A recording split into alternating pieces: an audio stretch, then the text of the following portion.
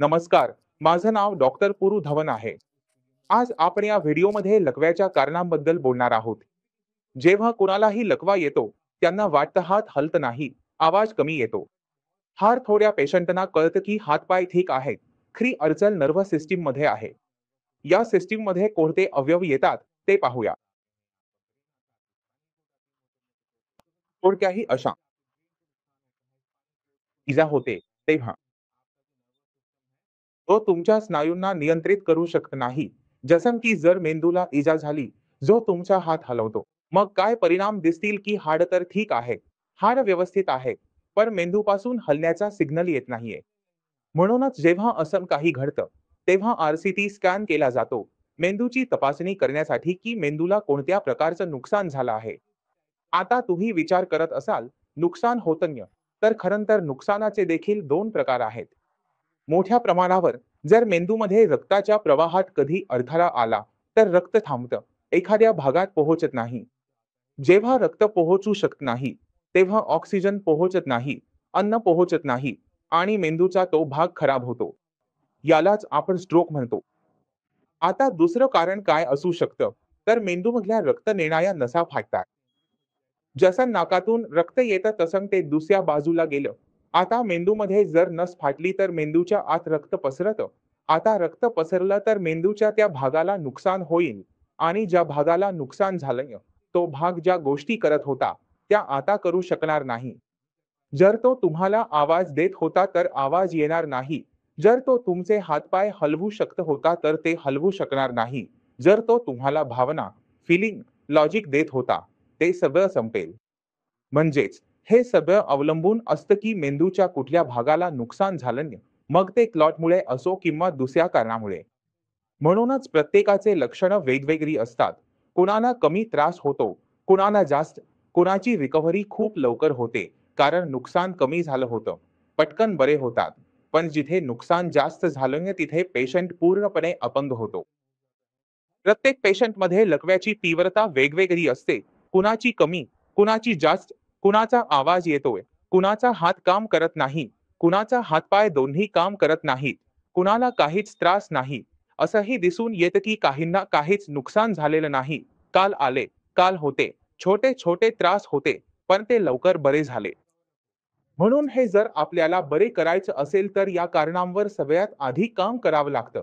म्हणजे आपला BP, cholesterol, sugar नीट ठेवावी लागते. कारण कोलेस्ट्रॉल आणि शुगर एकत्र आले की क्लॉट तयार होण्याची शक्यता जास्त वाढते. जर मेंदूच्या नसांमध्ये रक्त भरायचं असेल तर ते रक्तदाबाशिवाय शक्य होत नाही. म्हणून जर तुम्ही बीपी, कोलेस्ट्रॉल, डायबेटीस नियंत्रणात ठेवू शकता, तर पुन्हा होण्याची शक्यता कमी होते. लकव्याच्या रुग्णामध्ये पुन्हा लकवा होण्याची शक्यता खूपच कमी होते. आता प्रश्न असा आहे की तो बरा होतो का नाही? तर मेंदूला जो नुकसान होतं, ते कायमचं मानलं जातं. चला समजून घेण्याचा प्रयत्न करूया. मेंदूमध्ये जे पेशी असतात, त्यांना आपण सेल्स म्हणतो. त्या एकदा मरण पावल्या की पुन्हा जिवंत होऊ शकत नाही. हे सगळ्यांना माहिती आहे आणि पाहिलंही आहे. मग काय होतं? जेव्हा आपण डॉक्टरकडे जातो, तेव्हा डॉक्टर सांगतात की जितकी रिकव्हरी व्हायची आहे, ती होईल. त्यामुळे पहिल्या 6 महिन्यात चांगली रिकव्हरी दिसून येते. जेव्हा अडचण होती, हात हलत नव्हता, आवाज येत नव्हता, पुढच्या 6 महिन्यात हळूहळू व्यायाम केल्याने, अशा औषधं घेतल्याने तुम्हाला तुमच्यात सुधारणा दिसू लागली. आता ही जी सुधारणा पूर्ण होत नाही, जर 6 महिने उलटले, तुमची सुधारणा आहे, ती थांबते किंवा सुरू होत नाही. आता अडचण काय होते की तुम्ही तीच व्यायाम करत आहात, तीच औषधं चालू आहे, पण फिल्मसारखं काहीच घडत नाही. म्हणून अशा केसेसमध्ये जिथे 6 महिने उलटतात, जिथे रिकव्हरीचा काळ थांबतो, तिथे पेशंटला पुन्हा सुधारण्यासाठी हीच गोष्ट दुरुस्त करावी लागते. यालाच आपण न्यूरोप्लास्टिसिटी म्हणतो. पहिल्या 6 महिन्यात मेंदूमध्ये जी सुधारणा होत होती, ज्यामुळे हातपाय हलवण्याची क्षमता येत होती, तीच न्यूरोप्लास्टिसिटी. नैसर्गिकरित्या 6 महिन्यांनी ही प्रक्रिया थांबते. आता न्यूरोप्लास्टिसिटी म्हणजे काय हे समजून घेऊया.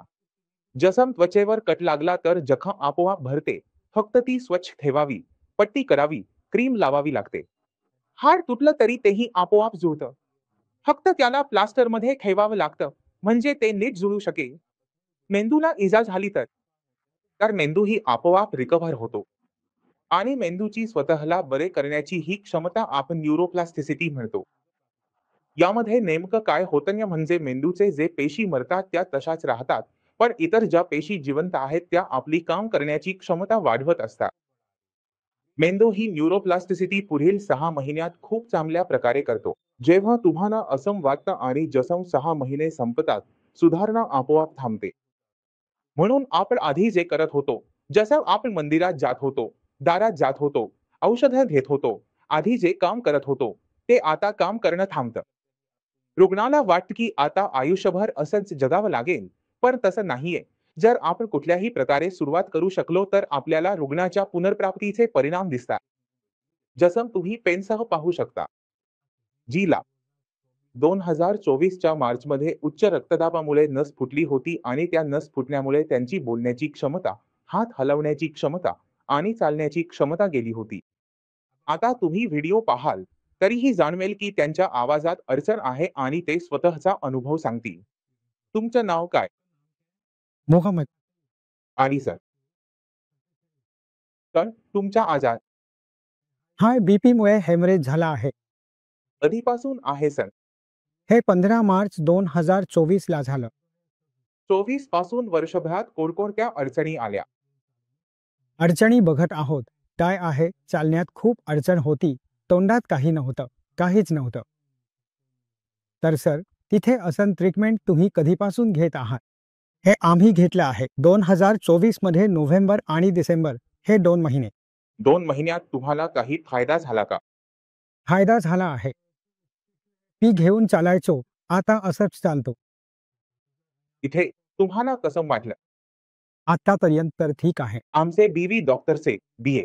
डॉक्टर खूप छान आहे. तर तुम्ही पाहिलं की फक्त 2 महिन्यांतच खूप बदल दिसून येतात.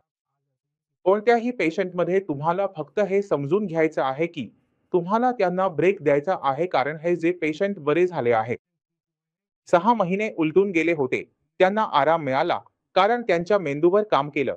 त्यांच्या हातपायांवर कमी आणि मेंदूवर जास्त लक्ष दिलं, कारण मेंदूच्या आत नस अडकली होती. मेंदूचीच क्षमता कमी झाली होती हातपाय हलवण्याची. जर मेंदूची हातपाय हलवण्याची क्षमता पुन्हा येईल, तेव्हाच पाय चालतील, तेव्हाच आवाज शिकता येईल. त्यामुळे सगळ्यात महत्त्वाचं म्हणजे तुम्ही आजार समजून घ्या. शक्य तितकं नशीबवान व्हा. रुग्ण असं समजतात की त्यांची अडचण त्यांच्या हातपायांमध्ये आहे आणि हे सर्वात मोठ्या चुकांपैकी एक असतं. तुम्ही फिजिओथेरपी करा, व्यायाम करा, पण मेंदूला काहीतरी द्या ज्यामुळे तो स्वतःला बरा करू शकेल. जर मेंदूने स्वतः रिकव्हरी केली नाही, तर तुम्हाला आराम मिळणार नाही. म्हणून या न्यूरोप्लास्टिसिटीच्या संकल्पनेला समजा, Google करा, अजून खोलात जा, तर तुम्हाला समजायला लागेल की पॅरालिसिसमधून बाहेर पडण्याचा एकमेव मार्ग म्हणजे मेंदूमध्ये होणारे ते बदल, जे तुमच्या कोणत्याही क्षमता पुन्हा मिळवण्यासाठी आवश्यक आहेत. मग तुम्ही पाहिलं असेल की अगदी जुना पेशंट सुद्धा बरा व्हायला लागतो. यासाठी आपल्याला न्यूरोप्लास्टिसिटी सुरू करावी लागते. आता फक्त औषधं घेऊन चालणार नाही. तुम्हाला व्यायामही करावा लागेल आणि चांगलं खाणंही खावं लागेल. आता काय खायचं? कोणता व्यायाम करायचा हे एक मोठा विषय आहे आणि मी इच्छितो की आपण हे पुढच्या व्हिडिओमध्ये कव्हर करू. याच्यासोबतच मी तुमच्याकडून परवानगी घेतो. पुढच्या व्हिडिओमध्ये भेटू. तोपर्यंत नमस्कार.